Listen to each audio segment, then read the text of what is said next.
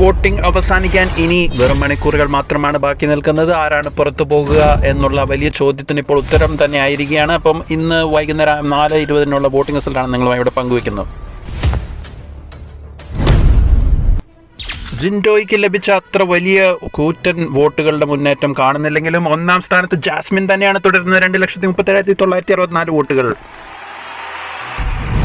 Ticket finale ജയിച്ച് top 5-ലെത്തി അഭിഷേകിന് 2ാം സ്ഥാനം കൊണ്ട് തൃപ്തിപ്പെടേണ്ട അവസ്ഥയിലാണ്. ജിൻഡോയുടെ വോട്ടുകൾ ഇങ്ങോട്ട് കിട്ടുന്നില്ല എന്നുള്ളതാണ് വാസ്തവം. 2,33,275 വോട്ടുകളാണ് അഭിഷേക് നേടിയത്. ജിൻഡോയുടെ വോട്ടുകൾ കൂടുതൽ ഋഷിക്ക് ലഭിക്കുന്നു എന്ന സൂചനയാണ് കിട്ടുന്നത്. വലിയ മുന്നേറ്റമാണ് ഋഷി നേടിയിരിക്കുന്നത്. 2,31,426 വോട്ടുകൾ. അഭിഷേകിന്റെ തൊട്ടുപുറകിലാണ് ഋഷി.